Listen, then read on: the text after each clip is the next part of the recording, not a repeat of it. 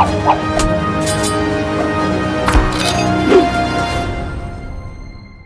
back, Gothamites. If you're new here, hi. I'm London, aka History of the Batman. While the many adventures the Batman has had over his 81-year history with DC show the expanded DC universe in all of its exhilarating glory, The Dark Knight, along with his mythology, has crossed paths with other publishing companies, including Marvel Comics. Now I know it's the very popular modern thing to do DC versus Marvel and talk about comics and movies and who's better and blah blah blah. But no, my friends, there was a lovely period of time, in particular in the 1990s, where the kings of DC and Marvel worked together and just joined forces to make some of the craziest but most fun stories you can read in a comic book. So for this video, I wanted to highlight some of the best DC and Marvel intercompany crossover stories, learn about this very interesting historic time capsule of the Caped Crusaders' encounters with these other beings in the larger multiverse, and overall observe how the Batman keeps his foundation as the protector of Gotham despite being out of his own comfort zone in order to bring justice to those in need. And we'll round this out discussing why these DC and Marvel crossovers need to come back to the current comics of today. But before we get a little bit more mixed up in the multiverse, why don't you subscribe to this channel and become a part of this wonderful Gothamite community. Our first story discusses DC's Batman versus Marvel's The Incredible Hulk. In the late Bronze Age of the 1970s, we saw the earliest officially licensed crossover between Superman and the Amazing Spider-Man. When a second crossover between Supes and Spidey happened in 1981, the idea of the intercompany crossover began to gain much traction and would expand to other members within the DC and Marvel universes, including our own Dark Knight. And it is very important to note that one of the reasons why these intercompany crossovers were so popular, especially with the companies themselves, is because it brought in lots and lots of revenue. Just something to keep in your mind back there as we go on. From 1978 to 1981, the DC Special Series publication featured a lot of these different crossovers, with the last issue featuring one of the best Batman crossovers still to this date. And it came in 1981's DC Special Series issue 27, titled Batman vs. the Incredible Hulk, a story penned by the late Len Wein, which was illustrated by Jose Luis Garcia Lopez. So already, the creative team is iconic. As the story goes, while working at Wayne Tech on gamma technology, Dr. Bruce Banner has hopes it will cure his disease and stop him from turning into the strongman Hulk. However, of course, the Joker manages to steal the gamma gun and uses it to aid the Shaper of Worlds. As the Batman tries to track down his arch-nemesis, he discovers that the Joker has angered Banner and transformed him into the Hulk just in order for the Hulk to pummel the Caped Crusader. Eventually, the Batman is actually able to defeat the Hulk, and I'm sure you're wondering how, right? Batman has lots of tricks up his gauntlets, and he was able to not only pummel him with blows, but also got some good old-fashioned sleeping gas and just knocked the Hulk right out. Because think about it, that was literally the only way that an angered Hulk that doesn't know Batman, that is just out here raging like we all are in 2020, there was no way Batman could just beat him just by his brawn alone. I'm sorry, I love Batsy, you know I do, this is why I'm here. But anyway, once the Hulk comes to, this new dynamic duo defeat both Shaper and the Joker. While this particular crossover was in the early 1980s, throughout this decade, Batman and the Justice League would also come across other Marvel characters in the universe, such as Mantis. But it really wasn't until the good old 1990s where we saw a plethora of Batman mixing up with some good old Marvel icons. I didn't put this disclaimer in before before we started talking about stories, which I already apologize, but I do want to say we are solely focusing on DC and Marvel. So we won't see stories, anything in the lines of Batman and Judge Dredd, or Batman and Spawn, or Batman and Grendel, or even Batman versus Predator, which, oh my gosh, I will save all of those for a different video, like all of the rest of the intercompany crossovers that you guys want to know about. But right now,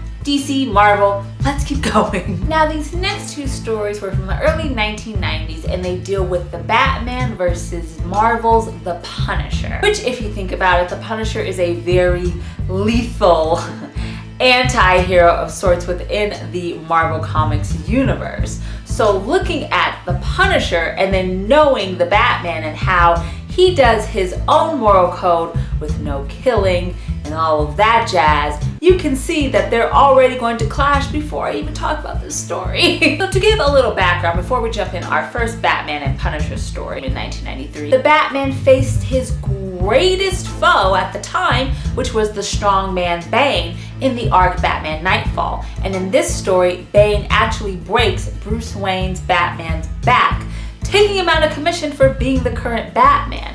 And at that time, Bruce decides to give the mantle to John Paul Valley, who is part of the Order of Saint Dumas and is also called Azrael. If you have read Nightfall or Knight's Quest or Knight's End or that whole epic long crossover saga, which I always recommend, it is essential Batman reading, you know that Azrael Batman is crazy. He is lethal, and it's just nothing like the regular Batman of Gotham, which is why members from Commissioner Gordon to even Tim Drake, members of the Batman family, start to turn against him and are almost afraid of his tactics in trying to protect Gotham. In the following year of Azrael Batman ruling over Gotham, I almost said destroying Gotham, but am I entirely wrong? In June 1994, made the one-shot Batman the Punisher Lake of Fire. This Batman is actually Azrael's Batman and not Bruce Wayne's Batman that goes head-to-head with the Punisher when the Punisher's nemesis Jigsaw comes to Gotham to just wreak havoc as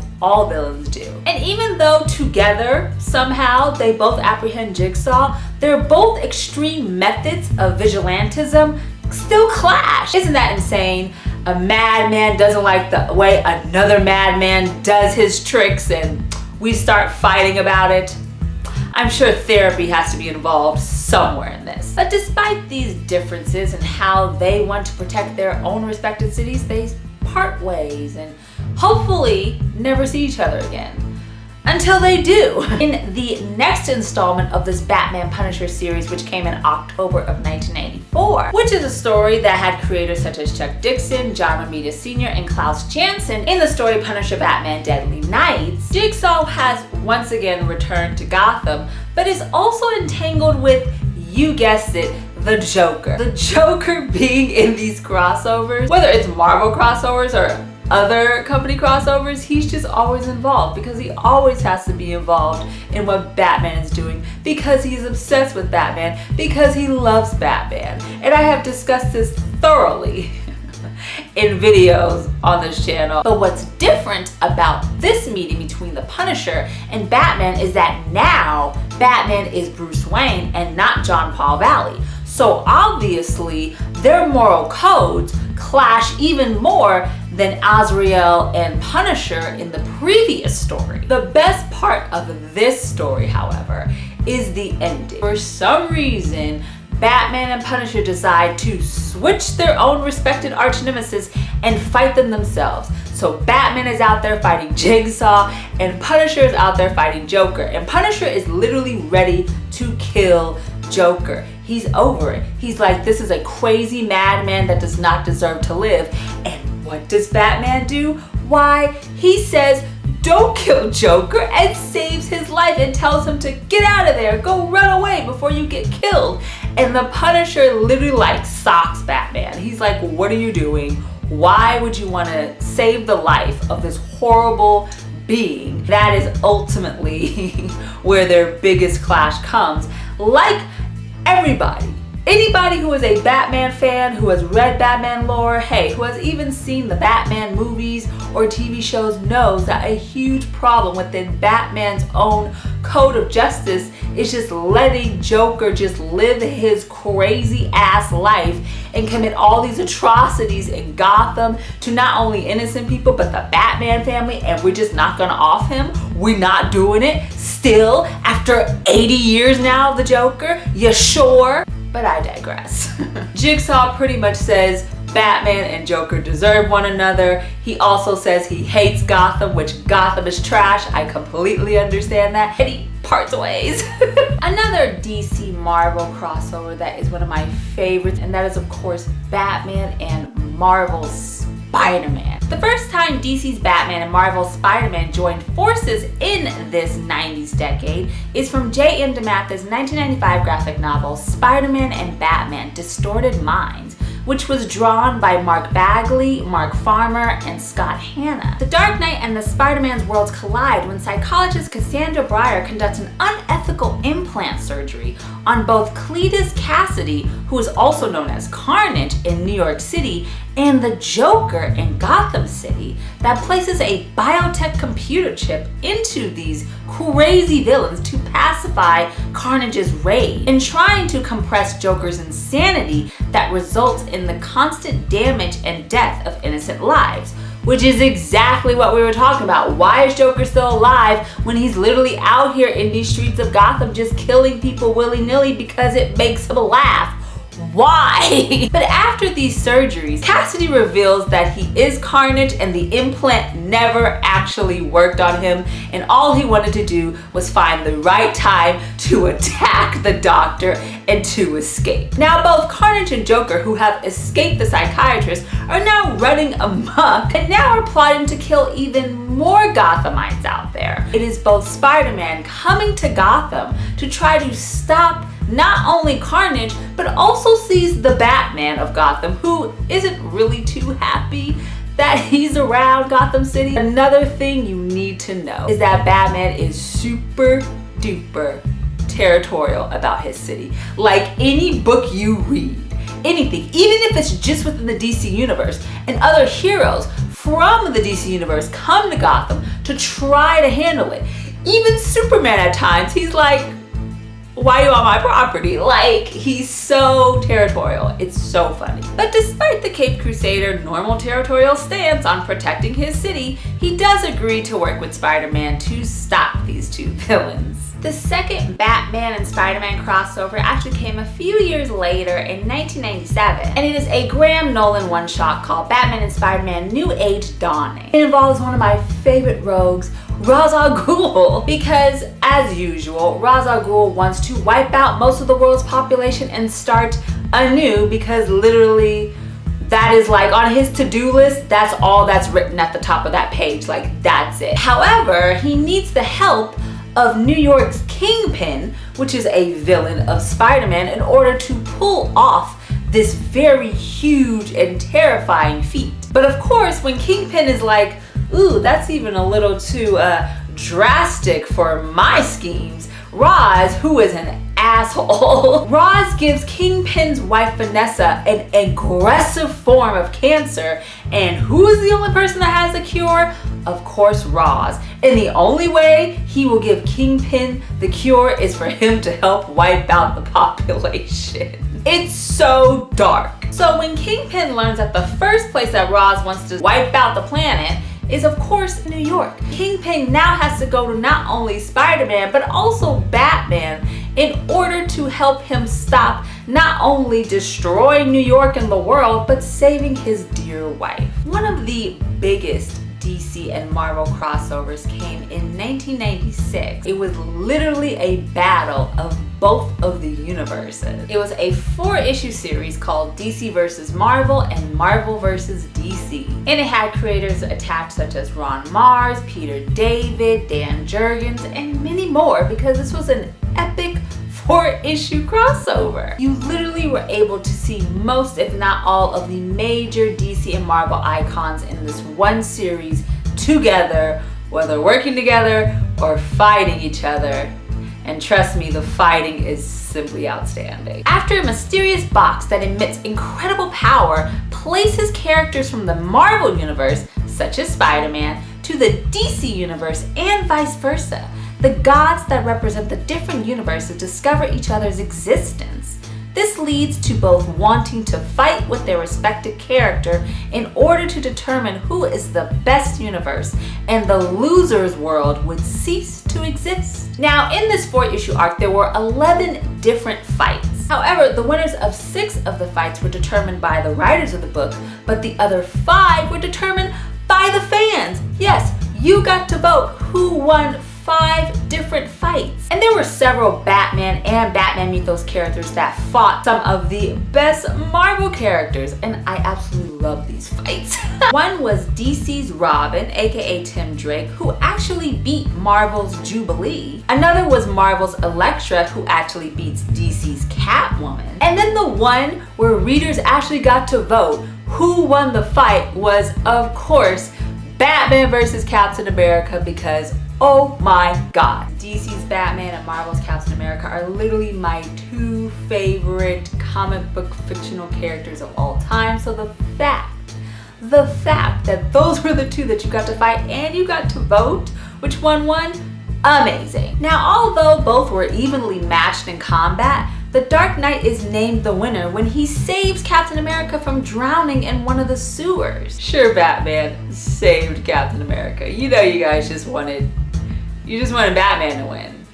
It's totally fine. The end of this series does see the 2 gods who represent the 2 universes realizing that after seeing all these different battles, both of these universes need to exist within the larger multiverse. Now, even though at the very end everything ended peacefully and we all shook hands and went back to our respective worlds, before this peaceful treaty, a powerful being named Access used Batman and Captain America to give the 2 gods the ability to combine the 2 universes and make them one, which resulted in a 12-issue series called the Amalgam Universe. If you don't know about the Amalgam Universe, ooh-wee. There are lots of different characters where a DC character and a Marvel character are combined to create one new amalgam, and they all reside within this particular universe. But of course, the one that you have to read if you haven't read this book, I don't know what to tell you, but one of the amalgams is between Batman and Marvel's Wolverine, and they are called Logan Wayne, and their superhero name is Dark Claw. In 1996's Larry Hama's one-shot Legends of the Dark Claw, we learn about Logan Wayne, who, after losing his parents at a young age, moved to Canada to live with his uncle, who also died working for the Royal Canadian Police.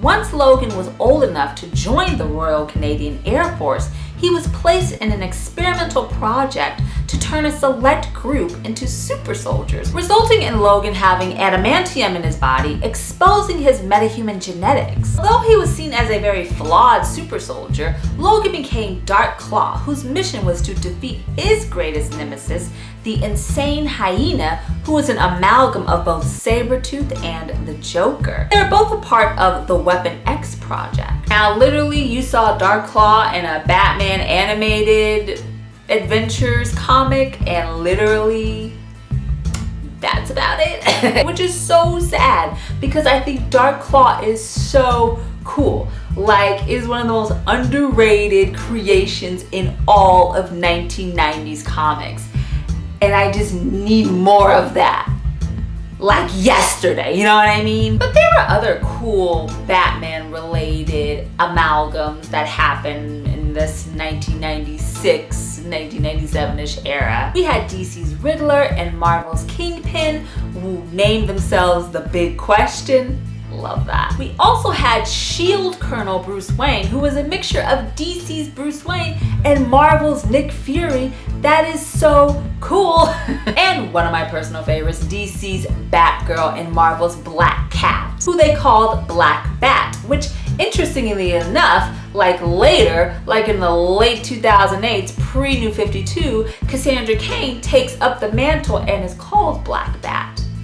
Just love stuff like that. But definitely this DC versus Marvel crossover arc that led to the Amalgam universe is one of the greatest things that came out of this whole intercompany crossover craze of the 90s. Now, speaking of Batman and Captain America being my two favorite fictional characters, and the fact that they had to duke it out in the sewers in DC versus Marvel, Batman and Captain America actually had an intercompany crossover Elseworlds that was both DC and Marvel, and it was simply called Batman and Captain America. In this book, both of their respected sidekicks along with them, so Bucky Barnes with Captain America and Robin with Batman, both had to fight not only Red Skull, but the Joker. And this panel, we received one of the greatest Joker panels you have ever witnessed in life, because guess what? Nazis are bad. I absolutely recommend it. I literally talk about it a few times a year because it is one of the greatest stories like ever. I love it so much. One of the last DC Marvel intercompany crossover stories that I do want to discuss that I think is so stellar is between DC's Batman and Marvel's Daredevil. So dope. So Stan Lee and Bill Everett's Matt Murdock, aka Daredevil, crosses paths with Batman, and at first they fight because that's what Batman does with literally anybody he comes across that is just on his territory or in his business trying to do his own detective vigilante work, and someone just swoops in.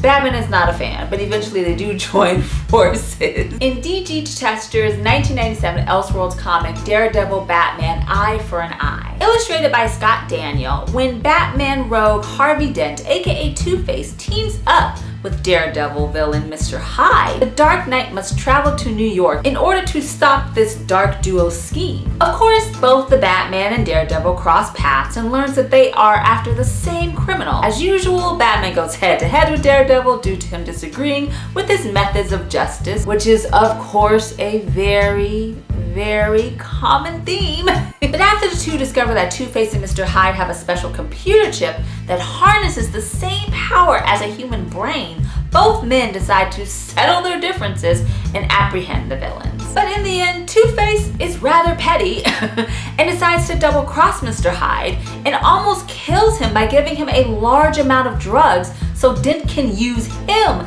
as the human vessel for the computer chip. But shockingly, Matt Murdock and Harvey Dent were actually pretty good friends in the past, and is able to try to talk Two-Face out of doing this horrible thing to Mr. Hyde. Even though Two-Face decides to save Mr. Hyde's life, he is still able to escape the clutches of the Batman, because all villains usually escape the clutches of the Batman. Maybe his vigilantism isn't as effective as we think. We'll talk about that in another video. And of course, the ending is extra petty because when Bruce Wayne and Matt Murdock have a discussion, Bruce tells him, "Don't you ever set foot in my city of Gotham City ever again." And it's like, even though he just helped him stop these horrible crimes that Two-Face and Mr. Hyde were doing, but nah, get off my property. And then it is also worth noting that Batman and Daredevil do cross paths once again, but they are both in New York in the 2000 graphic novel Batman Daredevil Kings of New York. This Alan Grant and Eduardo Barreto story shows Kingpin back at it again, working with the villain Scarecrow in order to spread the fear toxin across all of New York and eventually the world. Now, as I said earlier, these aren't all of the intercompany crossovers within these very popular 1990s, early 2000s era. These aren't even maybe all of the DC Marvel crossovers. However, I thought these were so amazing and are such great stories that involve such icons within both of the universes. I love to see Batman interact with people outside of his world, outside of his Gotham, outside of his universe, to see how he reacts to other people and how they react to his form of justice. Usually, it starts out bad. And while there have been some modern crossovers that have happened, in particular Batman Teenage Mutant Ninja Turtles, which I absolutely love, that it's a DC IDW crossover series, but literally it is one of the best. So it isn't that there aren't crossover series anymore. However, I want to see DC and Marvel crossovers. Do you know how amazing it can be to see our favorite characters all in one comic. And as I said earlier, do you know how much money that'll rake in? It has to. I cannot imagine. I can't imagine that people would be so petty and so in their toxic fandom feelings that they would be like, oh, I'm not gonna buy that Batman Captain America book because Batman's in it and I'm a Marvel fan, or because Captain America's in it because I'm a DC fan. Miss me with all of that. If you love comics, you love these stories, you love these superheroes, you love what they stand for, you love the escapism, why wouldn't you want to combine these two universes together to make one extraordinary story?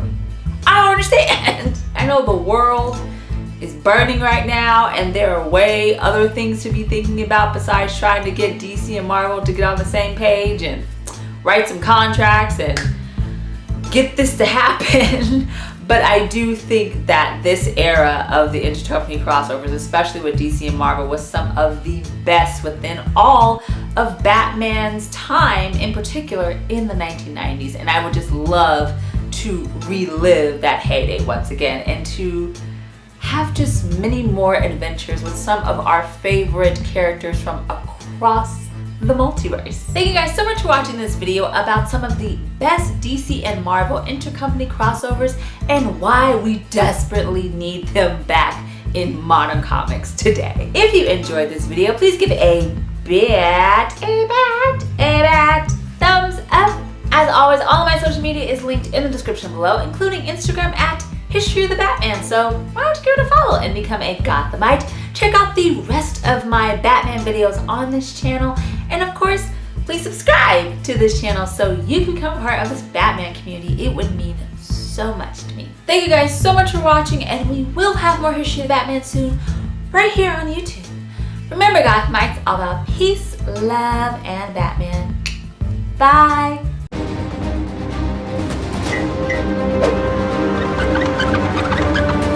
What?